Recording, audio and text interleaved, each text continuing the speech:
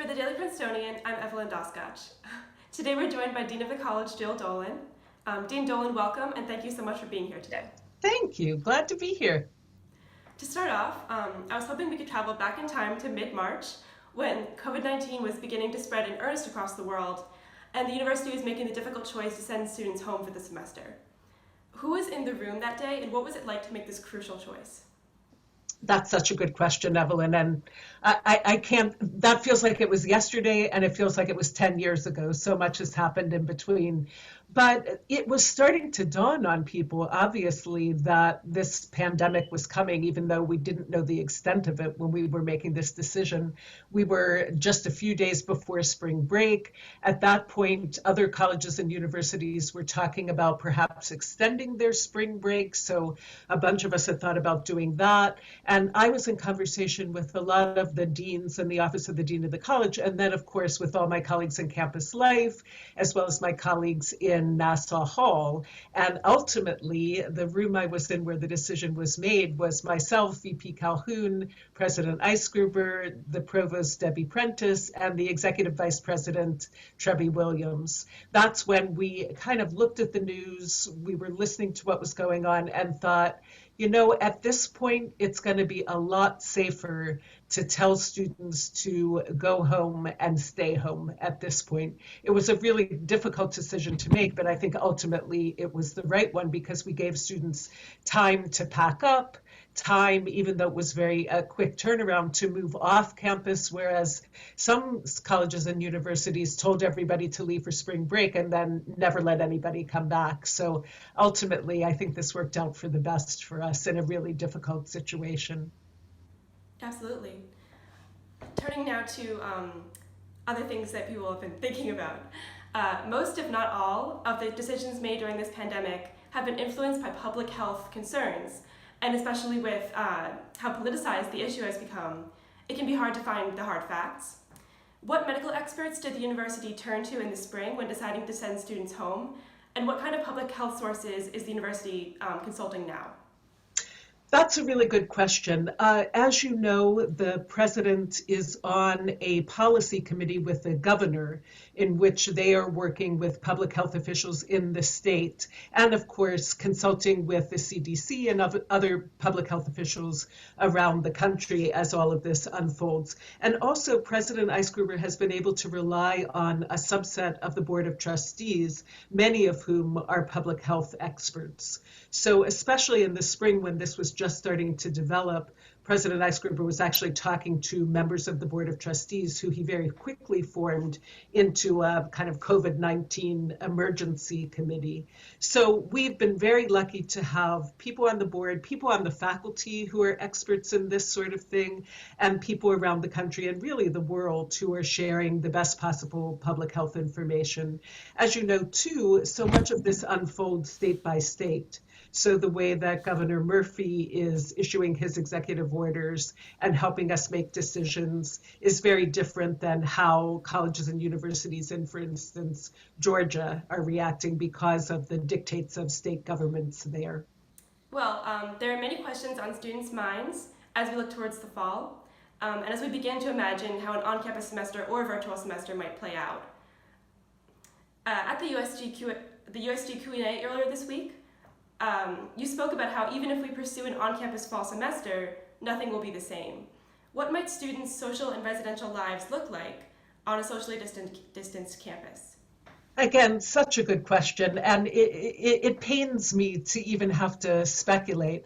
All of this, of course, will depend, again, on public health advice. A lot of it will depend on our ability to set up appropriate testing, contact tracing, quarantine, and be able to ensure that the health of students and faculty and staff can be as good as possible given the situations. But if there's a chance of having students back, it's very clear to all of us that we'll have to, that how we use classrooms will be different. People won't be able to sit right next to each other in classrooms. We'll have to have adequate spacing depending on the number of people in the room, that we're going to have to look at capacity for putting people in their residential colleges and dorms with adequate spacing. As you know, these rooms tend to be small, so maintaining 6 feet of difference even in a room that you share with one other person could be difficult. So we're looking at an array of options if it's even going to be possible to have all or some students back on campus. Wearing masks, I think, is something that all of us will have to do.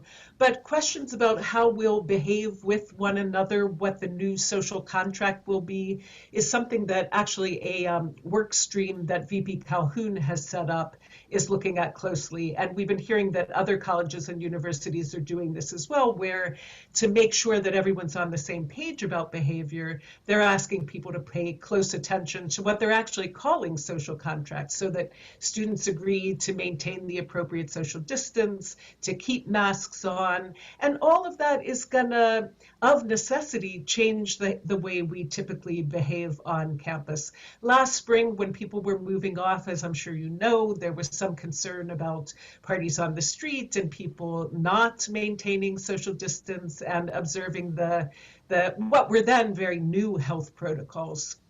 I assume if people are able to come back in any way, shape, or form in the fall, the awareness of the importance of those behaviors, I think, has greatly increased, and we would hope that people would be able to observe them. But those are the kinds of things that we're looking at: behavioral contracts, spacing in classrooms, spacing in dorms and residential colleges, how we deliver meals, this whole host of variables that will have to be addressed in order to have any kind of residential life for undergraduates in the fall. Absolutely. And going off of what you mentioned about social lives and even parties, in the spring, students who violated social distancing protocols were told that they would be asked to leave campus immediately and be not permitted to return. Do you think this policy might continue in the fall if we return to campus? It's very hard to say, and of course it's something that my colleagues and I and groups of people are thinking about. I would hope that it wouldn't be necessary to have to say that. My hope would be that students' behavior would conform to the necessary public health protocols, so we wouldn't have to use such draconian efforts to enforce them. We very much do not want to be a police state. We want to be a community in which everyone protects one another's health in the best possible way, and so that people's behavior is appropriate for the behavior of everyone. That's the most important thing.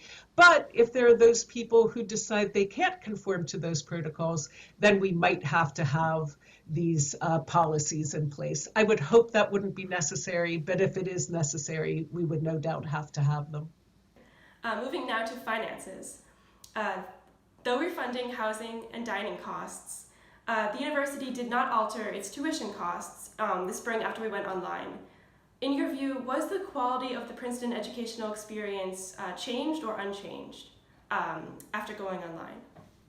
Well, obviously it was changed because we were learning and teaching remotely instead of residentially.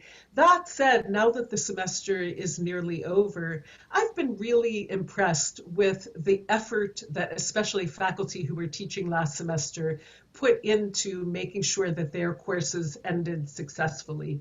As you know from the USG student survey, and we also did a faculty survey, this was difficult for everyone, partly because no one expected it, partly because within a week to 10 days, we had all packed up and left campus and suddenly returned home to finish out the semester.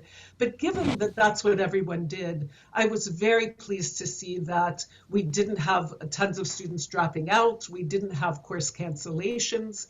Everyone really did finish the semester as best as they possibly could. Was it different? Of course it was different. Everyone desperately missed seeing one another live and in person.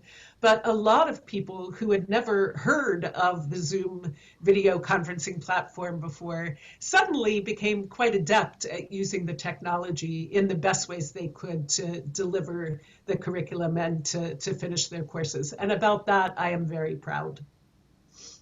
Similarly, there's been a lot of discussion about belt tightening and how departments will find ways to support themselves financially in the long run. In this spirit, to your knowledge, do any senior administrators plan to take pay cuts? If that happened, it would be something that the senior administration asked all of us to do. I don't believe that's under discussion right now. It doesn't mean it won't be in the future. But those are decisions that President Eisgruber and the provost would be making themselves. One thing I know we're all very proud of is that unlike other institutions, we have not laid off staff. We haven't furloughed everyone. So of course, we're trying to be very fiscally responsible, but we really want to make sure that everyone who works at Princeton can be safe and secure. Absolutely. Turning back to academics, faculty interpreted your advice on grading in different ways initially when the spring turned virtual. This semester, PDF policies differed between departments and occasionally even within them. In addition, many peer institutions adopted a universal pass-fail grading scheme. And in the Q&A earlier this week, you stated that there is little done centrally to determine how departments and faculty do their grading. Can you explain for us sort of why this is the case? Sure. You know, before you all came to Princeton, we had this grade deflation policy that one of my predecessors, Nancy Malkiel, put into place.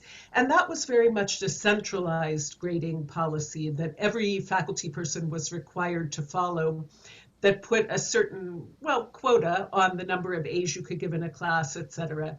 When that was rescinded in 2014, the policy that was established in its place remanded responsibility for grading to departments. The thought being that the centralized policy posed certain constraints, and faculty felt very strongly that they should be in charge of their own grading rubrics, their own grading standards, according to the dictates of their disciplines and also their own commitments to their teaching. So that's the policy that's in place right now. Centrally, we don't dictate how people grade, although we do dictate that they be fair, that they be transparent, and they be as equitable as possible. So we encourage all departments and faculty to do a grading rubric so that students know exactly what their expectations are. We encourage clear information to be published on syllabi so that students know the best possible way to proceed so that they'll get the grade that they strive for. So that's why in this moment, it was very difficult for us to revert to a more centralized system of, for instance, mandating PDF across the board. I think that the policy that we came to for the back half of the spring was fair, although I know that probably half the students and half the faculty would have preferred the other system. I think this is a case when we're simply not going to please everyone regardless of what we do. But I do think that it gave people the most flexibility in a really difficult and complicated moment. So that was the policy in place for the second half of the spring semester and for summer courses. And now the Committee on Examinations and Standing is thinking about what will be the best policy for the fall. If we're residential, if we're fully residential in the fall, we will revert to our standard grading policy. If we're not fully residential, then we might once again tweak what the options will be for grading. But all of that is under discussion now. And once we know if or how much we're residential and how much or if we're remote, those decisions will be made. And we are eager to have input from the USG, especially the Academic Affairs Committee, on those decisions, as we did the first time around. Another major concern for students pertains to gap year, something we've all been talking about a lot lately. According to that same USG survey, 63.4% of students would seriously consider a leave of absence if the fall semester is online. But during Tuesday's Q&A event, yourself and Vice President Calhoun expressed the hope that few students would opt to do so. How would you change their minds?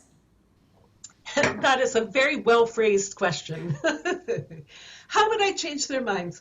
I would ask them to think carefully about what they would do for a gap year, given that if we're teaching remotely, it means that the world truly hasn't returned to normal by the fall. And that means, of course, that what one might do productively for a gap year would be very circumscribed. So I would suggest that if people are going to be at home looking at computer screens, it might be more productive to stay enrolled and continue your education rather than putting it off for the following year or the year after, depending on the numbers of students that take a gap year. The other thing I would say is that our faculty and all of our departments are very aware of this dilemma. And now that we have more time, in the event that we do have to teach remotely in the fall, we've had a faculty and staff committee think about innovations in online teaching. Department chairs, there was just a meeting the other day, have been thinking about ways that they can make this project more exciting for all of their students. I think although we're still in crisis, we now have a bit more time to put our attention on how we can make the remote teaching and learning experience as good as it can possibly be. And people are coming up with really innovative solutions. So my hope would be that our undergraduate students decide to persevere with us as we continue, if we must, on this great experiment, and really see what they can contribute to the project as well as what they can get out of the project. I would much rather keep people in community, even if it's virtual, and keep people moving toward the completion of their degrees than see people take a year off to do things that might be of dubious value. If it's not possible to bring all students back, at the Q&A, it was suggested that one possibility might be bringing students back in cohorts, such as just first years and seniors. What factors would go into deciding how students are brought back to campus in that scenario? And do you think that such a situation would be successful? That's also a really good question. Look, the reason we would even think in terms of cohorts would be because social distancing would require that we de-densify the campus. It's so fascinating to me, just parenthetically, how our language changes with each crisis that comes up. Who used the word de-densification very much before COVID-19, but now it's become part of our vocabulary. So if we had to de-densify the campus and we weren't able to bring back 52 to 5,700 undergraduate students, the question becomes, well, which 3,600 of them should we bring back? So one of the arguments about bringing in first years is that, as I think I said in the Q&A, the process of being oriented as a first-year Princeton student is so in-depth and so careful, and there's so much time and attention that goes into helping students make their transition to campus, that we think that would be a boon for our first-year students. Not to mention that it's one thing to go online if you've already been a Princeton student. It's quite another thing to start your college experience in a remote environment. If we wind up doing that, we will do it very, very well. And we're also thinking of ways to program and to build curriculum for first-year students that will really balance out the fact that we'll be remote. But if there's a chance to bring a portion of the population back, that's the argument for bringing first years. And then, of course, for seniors, the fact that it's the end of their Princeton careers and that many of them are engaged in laboratory work or engineering work that requires them to be in a hands-on environment, that would be the argument for thinking about having seniors on campus. It's not the situation that any of us want to face. It's a real Sophie's choice about who to bring back, when and why and how, but some of the discussion about a de-densified campus has kind of focused on those two cohorts. But again, we still don't know if any undergraduate students will be able to return, so the thinking is all at this point speculative. And in that scenario, additionally, is there a concern that first-year students would lack the mentorship provided by older students like sophomores and juniors? Yes, of course. And as you know, it's our student population isn't that binary. So it would be very odd to have first years with seniors because everyone in between is part of the Princeton experience. So the RCA experience, the peer academic advisor experience, all the ways in which students across the 4 years mentor one another and ease the transition from year cohort to year cohort for one another would be very difficult to achieve with only 2 class years on campus. And finally, to close our discussion, when it comes to whether or not we're on campus in the fall, what would you consider to be in the university's control and what factors are out of your control? And when it comes to the latter, are you optimistic? Oh, I by nature am an optimistic person, and yet I find this situation for the past few months has been really difficult for all of us in ways that I know you understand as well. But it's a really good question because so much of it is actually out of our control. So, as I said earlier, the fact that we are teaching remotely right now because of Governor Murphy's executive order that requires us to teach remotely, we can't even entertain the idea of bringing students back to campus until he lifts that executive order prohibiting people gathering. He has regulations and protocols about how many people can gather together in one place. I think right now we're up to 25. That would certainly make it difficult to bring the 1,300 member first year class back into McCarter Theater to do the orientation. So much of this really is about federal, state, and local regulations about gathering, about testing, about quarantining, about social distancing. So our decisions are very much in conversation with those decisions.